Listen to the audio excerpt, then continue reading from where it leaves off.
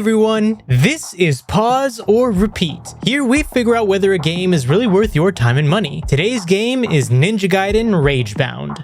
This is a game that's part of Koei Tecmo's big push to bring Ninja Gaiden back to the forefront of their game IPs. With Ninja Gaiden 4 around the corner, they decided to go back to their NES roots. However, they left the development to the Game Kitchen, developers known for the 2D Souls-like Blasphemous. So with all this in mind, let's slash into the gameplay and see what they've cut up for us.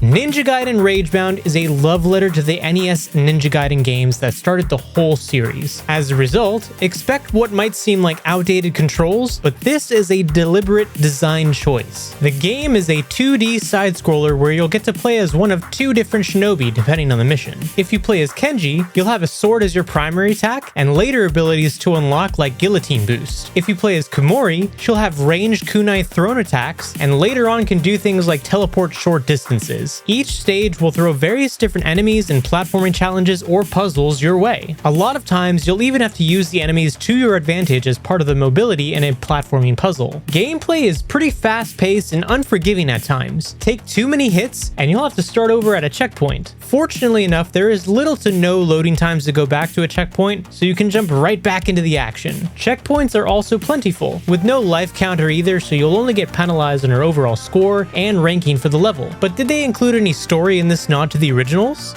The story of Ninja Gaiden Ragebound is the usual premise. Demons are trying to bring back the Demon Lord. It starts off with an invasion of demons, and both Kenji and Komori are caught off guard in their respective headquarters. It's soon after the invasion, and their subsequent efforts to stop it, that they run into each other. From there, they form an unexpected alliance considering they are from the rivaling Hayabusa and Black Spider clans. But now the question still stands. Pause or repeat? And it's always demons with Ninja Gaiden. It almost makes you feel like you want to take out your inner demons and fight them as well. Did you feel anything like that from this game, Chris? Absolutely. I feel like the title was fantastic for this game. Ragebound, right? It's rage-inducing. And Henrik, do you feel as though like Ninja Gaiden Ragebound successfully meshed the 8-bit era with the intensity of the modern 3D entries? Because honestly, this feels like a love child between your NES collecting dust in the attic and that, precision, that rage-inducing precision that we used to get from those 2000 hack and slash era. Oh yeah, definitely. I mean, it entirely is just like you said, a love letter to the original games of the series, and I've played them. Hopefully some of you guys out there in the audience have as well. If you haven't, maybe you should go do a little bit of a history lesson and go, check them out. And not for the faint of heart, just warning you though, because they are a pretty old game series, but the originals are just as fear-inducing. And when I say fear-inducing, I say fear for your sanity. Because not only is it very frustrating, but you have things that are just intentionally frustrating. Whereas with this one, they're a little bit more forgiving, and I respect that because, not everyone's going to enjoy the difficulty of an NES classic, but they still kept that feeling, they kept the feeling of the NES classics, like the fact that you can't aim in diagonals, for example. Sure, right. Might be frustrating, but that's how the NES games were.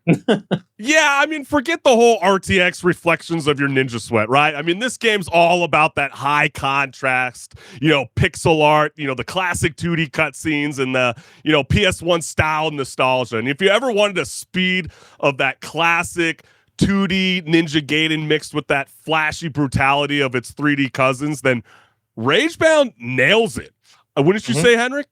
Oh, yeah. I mean, they have all the little new tricks and everything that they know from modern games that have come out since the originals to make things feel punchy and more impactful than they did back then. I mean, because, when you hit something in the classics, it didn't have a screen shake to go with it, for an example. Right, exactly. Things like that, stand as small features, but they really make the experience feel very modern at the same time. And I would say the game does feel, just, playing it as well, very smooth, very polished.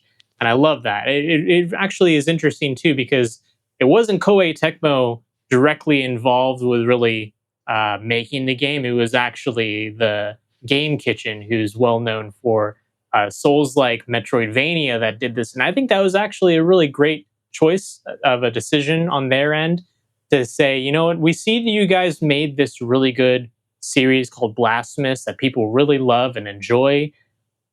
You want to make a game for us real quick? Yeah, Like, why not at that point? That's just, you're outsourcing to a team that knows what they're doing in the space. yeah, and clearly they love the legacy that Ninja Gaiden has already started. And I feel like with the story, it kicks off with Ryu, who takes a little field trip to America to honor his father's will. And then, meanwhile, back home, the barrier between the human and the demon worlds shatters like a bad Wi-Fi connection, right? I mean, they're just unleashing pure chaos on the village. And then, I don't know, Henrik, was this like a bad choice to go on vacation, or does evil just really hate unsupervised ninjas?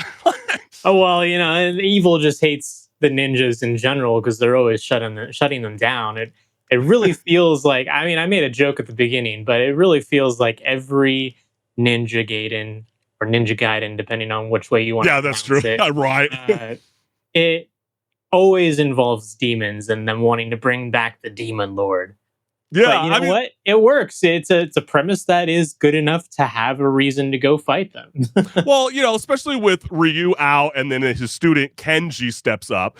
The team, starts to team up with that shady Black Spider clan and then decides, yeah, Forbidden Power sounds fine. When have we ever found out that kind of stuff works? Didn't we just see Never the same did. story plot in Hogwarts Legacy? But anyways, Yeah. I mean, if it means stopping the Demon Lord, we'll do everything that we can. But it definitely feels like a legit prequel in a sense. I mean, it's tying Kenji directly to Ryu while sprinkling in like fan service, like Muramasi's, shop. And then you could think about, those grotesque enemies that dissolve into skeletons, right? That just feel like, hey, remember us from the 3D days? So there's a lot of callbacks to the nostalgia, or even like you would have to play the old games, but like even the one that stuck out to me was almost like you might think it's John Wick, but then you remember the staircase, scene, from the 3D games. Yeah. I love that they even brought it to this game as well. I know it's kind of a little bit of a spoiler for what's to come in this game, but if you know, and it's so freaking cool how they sprinkle that in for the the old school fans that grew up with this series, but also trying to introduce it to the modern audience that might not necessarily get down with retro grittiness that this game has to offer. Wouldn't you say? Yeah, and that's an interesting choice on their part because I know this is part of them really wanting to bring back Ninja Gaiden. I mean, they have, I believe it's on October actually, Ninja Gaiden 4 that's coming out, and that's in their mainline entry. That's a 3D title, but this one it's a 2D title, and a lot of people will look at a 2D title nowadays and be like, I don't need to play that. That's old news at this point, So it really feels like probably this is just for the fans, if anything, is like a fan service thing. Like, hey, we know you guys have been wanting Ninja Gaiden to come back, and some of you fans really enjoy the 2D games. So let's make a 2D game for you guys so that you guys are happy that we are listening to your feedback and wanting 2D games. But we're also, by the way, making a 3D game. So, stay tuned because that's going to be a banger, I'm sure. I feel like you're also not saying the quiet part out loud, which is the attention span that the younger generation has, which is like, at times I felt like I was stuck replaying a boss fight over and over again, like white knuckling my controller, like my life and my job the next day depended on it. And why do I say that? There are no mid-mission saves, okay? So that means if you fail, you're doing the whole thing all over again, and it's so freaking annoying. But in a way, Henrik, it's kind of refreshing. It kind of reminded me of like beating a brutally unfair level as a kid growing up and then actually, feel like you accomplished something instead of just spamming the quick saves like I do playing Fallout, if you know what I mean. No, yeah, and that is the beauty of retro games is, there's a lot of things that are outdated in just design and also comfortability. Quality of life is kind of sometimes not a thing that they were thinking of like they do nowadays. Yeah. But at the same time, I mean, any retro game that Or I you've was going to had joke with you, trouble like, with, I mean, it's been satisfying when you've beaten it finally. or I could think about, the classic Lion King game, right? Oh Designed yeah, to be, at Blockbusters so us yeah, kids would rent them out and then go, wow, why is this level so hard? And your parents wondering, why do you want to keep renting this game for another month, right? Because they yeah. purposely make these levels so freaking hard. Yeah, there's some checkpoints as you referenced in your beautiful pause and repeat video, but like even that's not enough for me. I know. I'll say it out loud. I have no Yeah, problem it's just saying a it. It's skill a skill issue, issue. I Chris. Come get it, on. right? But like there's a lot of great additions in this game. There are hypercharges and guillotine boosts that let you slice through your enemies with flair, while wall jumping and wall climbing turn every stage into like a vertical obstacle course, and then add in the score chasing challenges and the stage objectives, and suddenly you're back to slamming restart because you missed a high score chain by like 2 points. I know it can be brutal sometimes, but it all blends together into a combat that's blisteringly fast, that you have to be precise, yet it's chaotic, but it's deeply rewarding. Yes, and rewarding. I found it. But I have a question for you, Chris. Then, Yeah. was this a pause for you, or was this a repeat? Yeah, the more I think about it, after all that pain, the pixel blood, and the wall jumping chaos, what's the verdict for me?